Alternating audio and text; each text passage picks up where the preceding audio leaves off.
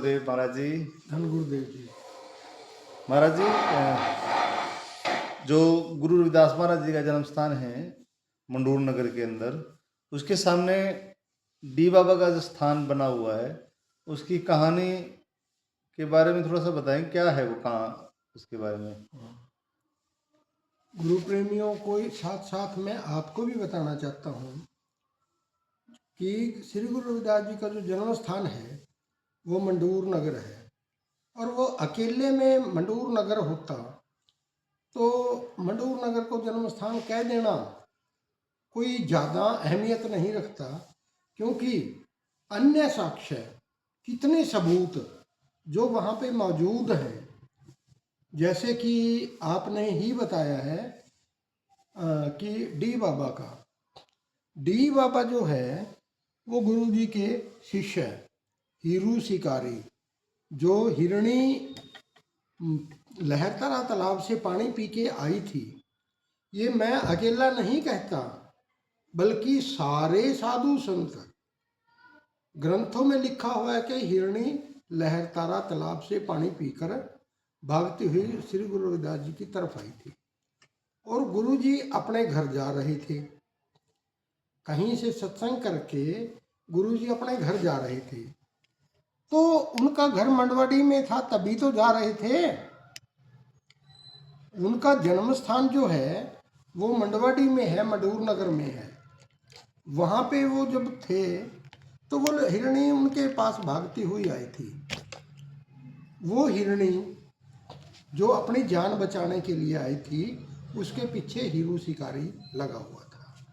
हीरू शिकारी ने कहा कि भी हे साधु, ये मेरा शिकार है, इसे मुझे दे दो, मैंने इसको मार के खाना है। हिरणी ने तो ये कहा था कि भी मेरे बच्चे हैं, मेरे बच्चे मेरे बगैर मर जाएंगे, हे साधु बाबा मुझे हीर शिकारी से बचवा दो, ताकि मैं अपने बच्चों को दूध पिला के वापस आ जाऊंगी। तो गुरुजी ने शिकारी को कहा कि भी हे शिकारी, तू जीवों को मारता है, किए हुए कर्म का फल भोगना पड़ता है, कि तुझे भी ऐसे ही पीड़ा सहते हुए, जैसे कि हिरणी को मारते हुए जो तुम पीड़ा उनको दे रहे हो, वही पीड़ा तुमको लेनी पड़ेगी। मृत्यु तो सभी की निश्चित है, सभी को आना होगा। मरने के बाद सभी लोग स्वर्ग को जाएंगे या उनके कर्मों के पर निर्धारित करता है, परंतु जो पीड़ा तुम जीवों को देते हो, आज तक तुमने जितने भी जीव मारे हैं उनको मृत्यु दंड दिया है, भोग उनको पीड़ा का दिया है, वो तो तुमको भोगना पड़ेगा। ये हिरणी मुझसे परमिशन मांगती है कि मैं अपने बच्चों को दूध पिलाऊं। तो हिरणी जब दूध पिला के आई थी तो बच्चे भी उसके साथ आए थे। कहा था कि भी हे माता, आपकी मृत्यु के उपरांत हमारी मृत्यु भी निश्चित ही है। तो हीरू शिकारी को समझाया कि जैसे हिरणी के बच्चे मरेंगे, ऐसे तुम्हारे भी बच्चे मरेंगे, ये भी तुम्हारे कर्मों का फल तुम्हारे बच्चों तक जाएगा। तो शिकारी डर गया था। उन्होंने गुरुजी से मुक्ति का मार्ग पूछा था। गुरुजी ने बताया था कि मुक्ति का मार्ग आपके कर्म है। आपने 10 कर्म गलत किए हैं, माड़े किए हैं, तो उनका फल भोगना पड़ेगा। 100 कर्म अच्छे किए हैं तो उनका फल भी आपको मिलेगा। तो गुरुजी के इस आशीर्वाद से, इस उपदेश से हीरू शिकारी ने डर के गुरुजी के सामने धनुष बाण रख के पैरों में नतमस्तक होके मुक्ति का मार्ग पूछा था। उसने तो मुक्ति, उसको नहीं पता था कि भी मैं कितनी बड़ी चीज मांग चुका हूँ, मांगा है। गुरुजी ने ना उसको पापों से मुक्त किया, बल्कि देवता की उपाधि दी। वो आपके सामने जब आप मंडवाड़ी में जाएंगे, आप देखेंगे वहाँ शिव जी की भी फोटो रखी है, एक मूर्ति रखी हुई है। यानी कि वहाँ के लोग शिव जी से भी बढ़ के उसको बाबा को, डी बाबा को मानते हैं। डी बाबा और जो वहाँ पर हरिदास महाराज जी हैं, ये दोनों एक ही हैं। हाँ, गुरु रविदास जी के आशीर्वाद से हीरू शिकारी का नाम हरिदास से विख्यात हुआ। हरिदास को ही बाद में वहाँ डी बाबा के नाम से जाना जाता है। जो शादी करते समय बारात चढ़ती है, सबसे पहले वहाँ पे मत्था टेक के जाते हैं। अब की बार तो मैंने अलग से ही चमत्कार देखा है कि एक किसी बंदे ने अपने बच्चे के कार्ड, जो शादी का कार्ड होता है, डी बाबा को नहीं दिया, अपने रिश्तेदारी में चला गया। वहीं पे उसकी टांगे टूट के, उसकी मतलब एक टांग उल्टे पासे की तरह हो गई। तो वहाँ के लोग ये सभी ने मुझे ये बताया कि ये इसका पाप है कि इसने डी बाबा को पहले इनवाइट नहीं किया। तो यहाँ तक लोगों का, वो समाज का कोई किस जात का है इस बात का नहीं है। वहाँ पे गुरुपुरब के दिन, श्री गुरु नानक देव जी के जन्मदिन के टाइम डी बाबा का मेला बोलते हैं वो। वहाँ डी बाबा का बहुत बड़ा मेला लगता है, वीर रस की कथाएं गाथाएं गाई जाती हैं।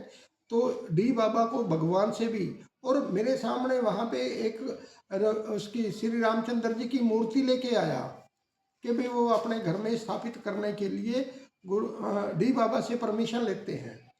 तो वो जो डी बाबा है, गुरु रविदास के आशीर्वाद से कितना बड़ा अमृतत्व को प्राप्त कर गया।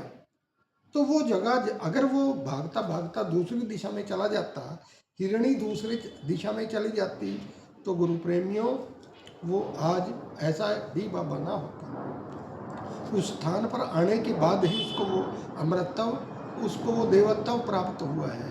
आप लोग जो दूर दूर जगह और गुरु महाराज की जगहों पर जाते हैं और धार्मिक स्थानों पर जाते हैं, आपको उससे कई गुना उत्तम फल आपको वहाँ पे मिलने वाला है। आप सच्चाई को पहचानें, सच्चाई ही है जो आपके को सच्चा सत्य मार्ग पर लेके चलती है। जो सत्संग है, सत्संग, सच का संग, सच को पहचानें, सच्चाई के मार्ग पर चलें, गुरु महाराज के दिए गए आशीर्वाद को आप भी प्राप्त करें, मेरी यही प्रार्थना है। इसलिए आप मंडवाडी जाएं। गुरु के जन्म स्थान की जो अन्य विशेषताएं हैं वो भी मैं कई बार कहता रहा हूँ, आप समझे होंगे। लेकिन जो डी बाबा का ये मंदिर है, वो उसकी तरफ पीठ करके चले जाते हैं और उसको पहचान नहीं पाते। आप पहचानें और वहाँ पे दर्शन करें। जय गुरुदेव।